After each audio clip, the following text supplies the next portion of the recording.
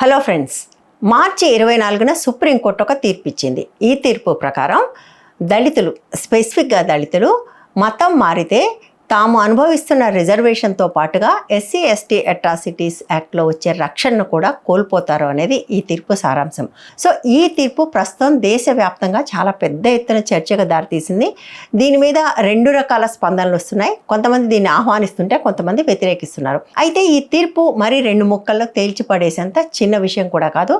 దీనిలో అనేక లేయర్స్ ఉన్నాయి. ముఖ్యంగా కాన్స్టిట్యూషనల్ ప్రొవిజన్స్, అట్లాగే సామాజిక అంశాలు కూడా ముడిపడి ఉండటము, ఎస్సీ రిజర్వేషన్స్కి వేరే రిజర్వేషన్స్కి ఉండే తేడాలు. ఎందుకంటే ఈ తీర్పు తర్వాత కూడా కేవలం ఎస్సీలు మాత్రమే మతం మారితే రిజర్వేషన్ పోగొట్టుకుంటారు, కానీ ఓసీలు కానీ ఓబీసీలు కానీ మతం మారితే రిజర్వేషన్లు పోగొట్టుకోరు. ఓసీలకు రిజర్వేషన్ ఏంటి అనుకుంటున్నారా? ఈడబ్ల్యూఎస్. సో అది కూడా పోదు. సో ఇంత కాంప్లికేటెడ్గా ఉన్న ఈ ఇష్యూని వీలైనంత సింప్లిఫై చేసి నేను చెప్పే ప్రయత్నం మీకు చేస్తాను. మనం కొంచెం బేసిక్స్లోకి వెళ్ళాలి. దీనికోసం అసలు షెడ్యూల్ కాస్ట్ అనే మాట ఎప్పుడు వచ్చింది, ఎలా వచ్చింది? దీనికి కాన్స్టిట్యూషనల్ ప్రొవిజనే ఉంది. ఆర్టికల్ 341 కింద దేశంలో ఉన్న ఎస్సీస్ని లిస్ట్ చేసే అవకాశం రాష్ట్రపతికి ఉంటుంది. సో మొట్టమొదటి ప్రెసిడెన్షియల్ ఆర్డర్ 1950లో వచ్చింది. షెడ్యూల్ కాస్ట్ లిస్ట్ వాళ్లకు పాజిటివ్ ఎఫర్మేషన్ కింద రిజర్వేషన్ కల్పించారు. సమాజంలో కొన్ని శతాబ్దాలుగా ఏదో రకంగా నిరాదరణకు, వివక్షకు గురైన వాళ్ళని ముందుకు తీసుకురావడం కోసం ఎడ్యుకేషన్లోను, ఉద్యోగాల్లోనూ, రాజకీయాల్లోనూ కూడా ఒక రిజర్వేషన్ కల్పించడమే ఇక్కడ ఎఫర్మేటివ్ యాక్షన్. 1950లో ఈ ఆర్డర్ వచ్చినప్పుడు వాళ్ళు చాలా స్పెసిఫిక్గా హిందూ మతంలో ఉండే షెడ్యూల్డ్ కాస్ట్నే గుర్తించారు.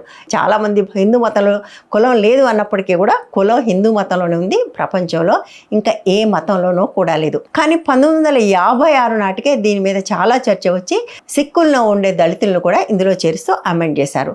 90లో మరొక అమెండ్మెంట్ చేసి బుద్ధిజంలో ఉన్న దళితులు కూడా దీన్ని వర్తింపజేశారు. అంటే హిందూ మతంలో ఉన్న వాళ్లకు, సిక్ మతంలో ఉన్న వాళ్లకు, బుద్ధిజంలో ఉన్న దళితులకు కూడా ఈ రిజర్వేషన్ వర్తిస్తుంది. చాలా మందికి ఒక డౌట్ రావచ్చు, సిక్కు మతంలో కూడా కాస్ట్లు ఉన్నాయా, బుద్ధిజంలో కూడా కాస్ట్లు ఉన్నాయని. 15వ శతాబ్దంలో సిక్కు మతానికి ఆజుడైన గురునానక్ కులాన్ని పూర్తిగా ధిక్కరించాడు. కులాలు ఉండకూడదు అని చెప్పాడు. పంజాబ్ ప్రావిన్స్ లో చాలా మంది సిక్ మతాన్ని తీసుకుని దాన్ని ఆచరించడం ప్రారంభించినప్పటికీ కూడా ఈ కుల జాడ్యం మాత్రం అక్కడ కొనసాగింది. ఎస్పెషల్లీ దళితుల విషయంలో ఇది కొనసాగింది. ఇప్పటికీ కూడా పంజాబ్లో కొన్ని గురుద్వారాల్లో దళిత్ సిక్స్ని రానివ్వకపోవటం అనే ఒక పద్ధతి కూడా ఉంది. దళితులే తమ గురుద్వారాలను కట్టుకుంటున్న పరిస్థితి కూడా ఉంది. ఇది పెద్ద ఎత్తున హిందూ మతంలో అంతలా లేదు, కానీ అక్కడ కూడా ఎంతో కొంత ఉంది. బౌద్ధం అనేది కూడా భారతదేశంలో పుట్టిన మతమే అయినప్పటికీ ఇక్కడ అసలు ఒక మతం కాలేదు. అంబేద్కర్ ఎప్పుడైతే హిందూగా పుట్టినప్పటికీ తాను హిందూగా మరణించననే శపథం చేసి బుద్ధిజంలోకి మారాడో, మారిన తర్వాత చాలామంది అంబేద్కరైట్స్ బుద్ధిజంలోకి మారటం కూడా మొదలుపెట్టారు. అట్లా ఎక్కువ మంది మారుతున్న వాళ్ళు దళితులు ఉన్నారు. వాళ్ళకు కూడా ఈ రిజర్వేషన్ వర్తిస్తుందని 1990లో మరొక అమెండ్మెంట్ చేశారు. అప్పటి నుంచి క్రిస్టియానిటీలోకి, ఇస్లాంలోకి మారిన దళితులకు సంబంధించిన అంశం మాత్రం చర్చకు అనేక సార్లు వస్తూనే ఉంది. క్రిస్టియానిటీ తీసుకున్న తర్వాత కూడా దళితులుగా ఎందుకు రిజర్వేషన్ పొందుతున్నారు అనే ప్రశ్న చాలా సార్లు మనకు వస్తూ ఉంటుంది. మన దగ్గర ఇది చాలా రిలవెంట్. ఎందుకంటే మన దగ్గర దళితుల్లో క్రిస్టియానిటీని ఫాలో అవుతున్న వాళ్ళ సంఖ్య చాలా చాలా ఎక్కువ. ముఖ్యంగా ఆంధ్రప్రదేశ్లో ఈ సంఖ్య 70-80% పైగా ఉంటుందని కూడా విన్నాను. అంటే ఆ స్థాయిలో వాళ్ళ చర్చికి వెళ్తారు. బ్రిటిష్ పాలనా కాలంలో వచ్చిన క్రిస్టియన్ మిషనరీలు ఆంధ్ర ప్రాంతంలో విపరీతంగా స్కూళ్ళు, హాస్పిటల్స్ పెట్టాయి. అప్పటిదాకా కూడా దళితులకు చదువు నిషిద్ధం, వాళ్ళని స్కూళ్ళలోకి రానివ్వలేదు. అప్పుడు మాత్రమే కాదు, 50-60 ఏళ్ల కింద దాకా కూడా చాలా స్కూళ్ళలో దళితుల్ని రానిచ్చేవాళ్ళు కాదు. సో చదువు అనేది దళితులకు పూర్తిగా నిషిద్ధమైన కాలంలో మిషనరీలు స్కూళ్ళు పెట్టి వాళ్ళకు చదువు చెప్పడమే కాకుండా హాస్పిటల్స్ పెట్టి మెరుగైన వైద్యం కూడా ఇవ్వటం మొదలుపెట్టారు. దళితులకు బడితో పాటుగా గుడి ప్రవేశం కూడా నిషేధం. బట్ క్రిస్టియానిటీలో వాళ్ళకు ఒక గుడి కట్టుకుని అక్కడికి వెళ్ళి పూజించుకునే అవకాశం రావటం కూడా ఒక కారణం. అంటే హిందూ మతంలో గుడికి, బడికి నిరాకరించబడిన ప్రవేశం వాళ్ళకు క్రిస్టియానిటీలో లభించింది. కాబట్టి చాలా సహజంగానే ఈ కన్వర్షన్స్ జరిగాయి. కేవలం దళితులు మాత్రమే కన్వర్ట్ అయ్యారా? రెడ్డి క్రిస్టియన్లు, కమ్మ క్రిస్టియన్లు, ఇలా రకరకాల క్రిస్టియన్లు కనిపిస్తారు, కానీ ప్రధానమైన కన్వర్షన్స్ మాత్రం దళితుల నుంచే జరిగాయి. సో అప్పటి నుంచి కూడా ఈ చర్చ వస్తూ ఉంది. మతం మారి కూడా ఆ విషయం చెప్పకుండా వీళ్ళు ఎందుకు రిజర్వేషన్ అనుభవిస్తున్నారు అనే ప్రశ్న కాస్ట్ హిందూస్ అంటారు కదా, సవర్ణ హిందూస్ చాలా కాలంగా వేస్తున్నారు. చట్టం ఇంత క్లియర్గా ఉన్నప్పుడు ఎందుకు ఈ తీర్పు మీద ఇంత వ్యతిరేకత వస్తుంది? సో ఒక్కసారి మనం రిజర్వేషన్స్లోకి వెళ్తే, రిజర్వేషన్ అనేది ఎందుకు కల్పించారు?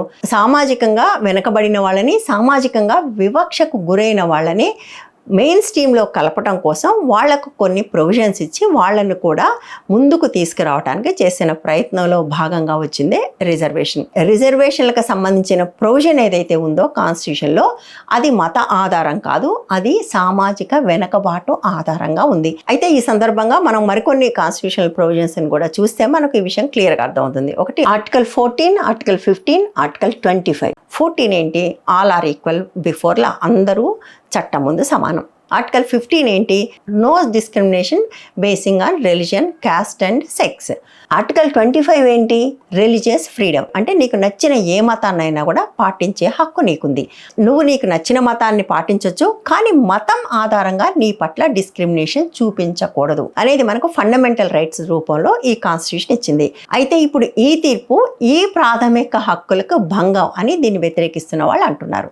రాజ్యాంగం నాకు నచ్చిన మతాన్ని అవలంబించే హక్కు ఇచ్చింది, ఫలానా మతాన్ని అవలంబిస్తున్నాను కాబట్టి నా పట్ల డిస్క్రిమినేషన్ చూపించకూడదనే మాట కూడా రాజ్యాంగంలోనే ఉన్నప్పుడు నేను నాకు నచ్చిన మతాన్ని అవలంబించినంత మాత్రాన నా పట్ల ఇటువంటి డిస్క్రిమినేషన్ ఎట్లా చూపిస్తారో అనేది వాళ్ళ ప్రశ్న.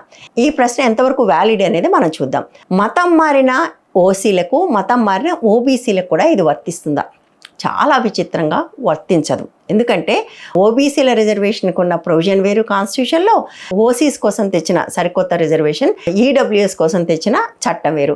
ఇందులో ఎక్కడా కూడా మతపరమైన ప్రస్తావన లేదు. ఉదాహరణకి ఒక కమ్మ వ్యక్తో, రెడ్డి వ్యక్తో, ఒక బ్రాహ్మడో మతం మారితే అతను ఈడబ్ల్యూఎస్ కింద రిజర్వేషన్ తీసుకునే హక్కుని కోల్పోడు. అట్లాగే ఓబీసీస్, దాన్ని కాస్ట్ అనట్లేదు, అదర్ బ్యాక్వర్డ్ క్లాస్ అంటున్నారు. అంటే వాళ్ళు కాస్ట్ కింద వాళ్ళ రిజర్వేషన్ పొందట్లేదు కాబట్టి క్లాస్ కింద పొందుతున్నారు కాబట్టి వాళ్ళకు కూడా ఈ రిజర్వేషన్ పోదు. మరి పోతున్నది ఎవరికి? కేవలం దళితులకే. ఈ దేశంలో అనేక శతాబ్దాలుగా వివక్షకు గురవుతున్న వాళ్ళు, గుడికి బడికి కొన్ని వేల సంవత్సరాలుగా ప్రవేశం నిరాకరించబడిన వాళ్ళు మతం మారినప్పుడు వాళ్లకున్న రిజర్వేషన్ తీసేయటం ఎంతవరకు సబబు అనేది ఇక్కడ మన ముందుకు వస్తున్న ప్రశ్న. మనందరికీ తెలుసు మతం మారటం వల్ల వివక్ష పోలేదు. కమ్మ క్రిస్టియన్లు కమ్మ చర్చికి పోతారు, రెడ్డి క్రిస్టియన్లు రెడ్డి చర్చికి పోతారు, మాల క్రిస్టియన్లు మాల చర్చికి పోతారు, మాది క్రిస్టియన్లు మాదికి చర్చికి పోతారు. ఎట్లయితే సిక్కు మతంలోకి కులాన్ని తీసుకుని వెళ్ళారో ఇందులో కూడా అంతే స్ట్రాంగ్గా తీసుకెళ్లారు. అంతే స్ట్రాంగ్గానే ఎందుకు అంటున్నానంటే సవర్ణ హిందువులు, ఓబీసీలు, దళితులు మాత్రమే కాదు, దళితుల్లో ఉండే సెక్షన్స్ అన్నీ కూడా అక్కడ మళ్ళీ కూడా రిఫ్లెక్ట్ అవుతాయి. ఉదాహరణకు మాల క్రిస్టియన్లు, మాది క్రిస్టియన్లు కూడా ఒకళ్ళనొకళ్ళు పెళ్లి చేసుకోకపోవడం అనే పద్ధతి ఉంది. అంటే హిందూ మతంలో ఉన్న కులం ఏదైతే ఉందో అది యాజ్ ఇట్ ఈస్గా వెళ్ళి క్రిస్టియానిటీ మతంలో కూర్చుంది. సో కులపరంగా వచ్చిన ఒక వివక్ష మతం మారినప్పటికీ పోకపోతే ఆ వివక్ష అలాగే ఉన్నప్పుడు ఆ రిజర్వేషన్ తీసేయటం ఎంతవరకు సరైంది? కుల హత్యలు అంటే తమ పిల్లలు తక్కువ కులం వాళ్ళని ప్రేమించింది అని ఆ పిల్లల్ని చంపేసిన సంఘటనలో మెజారిటీ పిల్లలు దళితులే, కానీ వాళ్ళందరూ క్రైస్తవం స్వీకరించిన వాళ్ళు. మనందరికీ బాగా తెలిసిన కేసు అమృత ప్రణయ్ కూడా. ప్రణయ్ ఫ్యామిలీ కూడా క్రిస్టియానిటీ ఫాలో అవుతుంది, కానీ మారుతీరావు ప్రణయ్ క్రిస్టియన్ అని చంపలేదు, ప్రణయ్ దళితని చంపించాడు. అట్లా అనేక మంది కులహత్యలకు గురైన వాళ్ళు క్రిస్టియానిటీ ఫాలో అవుతున్నప్పటికీ కూడా వాళ్ళని దళితులుగానే చూశారు. దళితులుగానే వాళ్ళ మీద వివక్ష చూపించడమే కాదు, ఇట్లా హత్యలు కూడా తెగబడ్డారు. కేవలం పెళ్లిళ్ళు చేసుకుంటే జరిగిన హత్యలు మాత్రమే కాదు, మీకు చుండూరు, కారంచేడు సంఘటనలు గుర్తుండుంటావు కదా, ఆ రెండు చోట్ల కూడా దళితుల ఊచకోత జరిగింది. ఆ రెండు చోట్ల కూడా వాళ్ళు దళితులైనప్పటికీ కూడా క్రిస్టియానిటీని ఫాలో అవుతున్నారు. కానీ వాళ్ళని దళితులుగానే చూశారు, దళితులుగానే వాళ్ళ మీద వివక్ష చూపించారు, వాళ్ళ మీద దాడి చేశారు, ఊచకోత కూడా కోశారు. కాబట్టి మతం మారినంత మాత్రాన వాళ్ళకు కులంతో వచ్చిన ఏ వివక్ష పోనే లేదు అని అర్థం. వివక్ష అలాగే ఉండగా వివక్ష ఆధారంగా వచ్చిన రిజర్వేషన్ని మతం మారినంత మాత్రాన ఎట్లా తీసేస్తారు? మతం ఎక్కడి నుంచి వచ్చిందని కాదు కదా, భారతదేశానికి సంబంధించిన సిటిజన్స్ ఎవరైతే ఉన్నారో ఈ దేశంలో పుట్టి పెరిగిన వాళ్ళు, ఈ సిటిజన్స్కి అందరికీ ఒకేలాంటి న్యాయం ఉండాలి కదా. ఆ మాటకు వచ్చి ఇంకొంచెం వెనక్కి వెళ్తే హిందూ మతం కూడా బయట నుంచే కదా వచ్చింది. ఆర్యన్స్ తీసుకొచ్చిన మతమే కదా. ఇక్కడున్న శైవానికి బయట నుంచి వచ్చిన వైష్ణవానికి మధ్య జరిగిన యుద్ధాలే కదా శైవం వైష్ణవం గొడవ అనేక వందల సంవత్సరాలు రక్తపాతాలు చేసుకున్నాయి కదా. భారతదేశంలో పుట్టి పెరిగిన వాళ్ళు, వాళ్ళ రక్తము ఇదే, వాళ్ళ జీన్స్ ఇవే, వాళ్ళు వేరే దేవుణ్ణి నమ్మినంత మాత్రాన, అది కూడా రాజ్యాంగం ఇచ్చిన హక్కుతోనే నమ్మినంత మాత్రాన వాళ్ళ పట్ల ఇటువంటి నిరాదరణ సరైందేనా అనేది ఇవాళ పెద్ద ప్రశ్న. ఎస్టీలకు కూడా ఇది వర్తిస్తుందా? ఎస్టీలకు వర్తించదు. ఎందుకంటే ఎస్టీ అనేది కాస్ట్ కాదు, షెడ్యూల్డ్ ట్రైబ్, అంటే హిందూ మతానికి బయట ఉన్న ట్రైబ్స్ వాళ్ళు. నిజానికి భారతదేశంలో వాళ్ళని హిందువులుగా పరిగణిస్తున్నారు కానీ వాళ్ళు హిందువులు కారు. వాళ్ళు ఆదివాసులు లేదా మూలవాసులు, అంటే హిందూ మతంతో సంబంధం లేకుండా ఈ దేశంలో అడవుల్లోనూ కొండ కోణంలోనూ వాళ్ళుగా కొన్ని ట్రైబ్స్గా ఉన్నారు. బయట జరుగుతున్న శైవానికి, వైష్ణవానికి, హిందూ మతానికి, బౌద్ధానికి దేనికి సంబంధం లేకుండా వాళ్ళు ఉన్నారు. అయితే ఇప్పుడు అక్కడ చాలా పెద్ద ఎత్తున కన్వర్షన్స్ జరుగుతున్నాయి, ముఖ్యంగా క్రిస్టియన్ కన్వర్షన్స్ జరుగుతున్నాయి. అక్కడ కూడా సేమ్ ఇష్యూ, బళ్ళని హాస్పిటల్స్ని క్రిస్టియానిటీ తీసుకెళ్ళింది కాబట్టి సహజంగానే అటువైపు ఆకర్షితులు అవుతున్నారు. బట్ ఎస్టీల విషయంలో మాత్రం ఇటువంటిది ఏమీ లేదు. ట్రైబ్స్ కాబట్టి వాళ్ళకు మతంతో సంబంధం లేకుండా వాళ్ళకు రాజ్యాంగ రక్షణ, reservation, SC ST atrocities act కూడా వర్తిస్తాయి. సో ఈ మొత్తంలో నష్టపోతున్న వాళ్ళు దళితులు. ఎవరినైతే హిందూ మతం పంచములు అన్నదో, హిందూ మతం దృష్టిలో వాళ్ళు అసలు హిందువులే కాదు అని ఏ మతం అయితే చెప్తూ వచ్చిందో, ఏ 4 వర్ణాలలో కూడా వాళ్ళకు స్థానం కల్పించలేదో వాళ్ళు మతం మారారు అనేది ఇప్పుడు హిందూ మత ఉద్ధారకుల సమస్య. ఈ రిజర్వేషన్లు వ్యతిరేకించే వాళ్ళు, మతం మారి కూడా మీరు ఎందుకు రిజర్వేషన్లు తీసుకుంటారని ప్రశ్నించే వాళ్ళలో ఎవ్వరూ కూడా ఈ వివక్షకు వ్యతిరేకంగా పోరాడరు. అంటే అర్థం ఏంటి? మీరు ఈ వివక్ష అనుభవిస్తూ ఈ మతంలో ఉండాలని వాళ్ళకి చెప్తున్నట్టే కదా. అట్లాగే కులానికి మతానికి సంబంధించి కూడా మరొక తమాషా విషయం ఉంది. ఈ దేశంలో ఎవరైనా మతం మార్చుకోవచ్చు, బట్ కులం మాత్రం మార్చుకోలేరు. ఇప్పుడు కూడా ఎవరైనా ఈ కన్వర్షన్స్ అయిన వాళ్ళు ఉన్నారో వాళ్ళు వెనక్కి వస్తే మళ్ళీ వాళ్లకు రిజర్వేషన్ వర్తిస్తుందట. అంటే మీరు మళ్ళీ వెనక్కి దళితులుగా రండి, కానీ మీ పట్ల ఉన్న వివక్ష గురించి మేమేమి మాట్లాడము, మీకు రిజర్వేషన్లు కావాలి అంటే మీరు ఈ వివక్షను అనుభవిస్తూనే ఉండండి. మీకు ఇది క్రూరంగా అనిపించట్లేదా? నాకైతే అనిపిస్తుంది. ఆర్టికల్ 141 ప్రకారం సుప్రీంకోర్టు ఏదైనా తీర్పిస్తే అది చట్టంతో సమానం. కానీ దీనికి కాన్స్టిట్యూషనల్ వ్యాలిడిటీ ఉందా? వాళ్ళు చూసింది ఏంటంటే ప్రెసిడెన్షియల్ ఆర్డర్లో హిందూ మతంలో ఉన్న దళితులకు, సిక్కుల్లో ఉన్న దళితులకు, బౌద్ధంలో ఉన్న దళితులకు మాత్రమే ఈ రిజర్వేషన్ వర్తిస్తుంది అని ఉంది. కాబట్టి ఈ మిగిలిన ఇస్లాం అండ్ క్రిస్టియానిటీలో ఉన్న వాళ్ళకు వర్తించదు. కాబట్టి వ్యాలిడ్ అనేది ఆ తీర్పిచ్చిన 2 జడ్జిలు చెప్పారు. అయితే సుప్రీంకోర్టు ఎప్పుడూ కూడా కాన్స్టిట్యూషన్లో ఏముంది అని మాత్రమే కాకుండా కాన్స్టిట్యూషనల్ ఇంటర్ప్రిటేషన్ చేస్తుంది. ఉదాహరణకు ఈ కేసే తీసుకుందాం. ఈ దేశంలో వివక్ష వల్ల వాళ్ళకు రిజర్వేషన్ అనేది కాన్స్టిట్యూషన్లో పొందుపరిచారు. మతం మారితే వివక్ష పోయిందా? పోలేదు. పోనప్పుడు రిజర్వేషన్ ఎందుకు పోవాలి? ఈ రకమైన ఇంటర్ప్రిటేషన్ వాళ్ళకి చేసే అవకాశం ఉంది. ఈ 2 జడ్జీలు దాన్ని చెయ్యలేదు.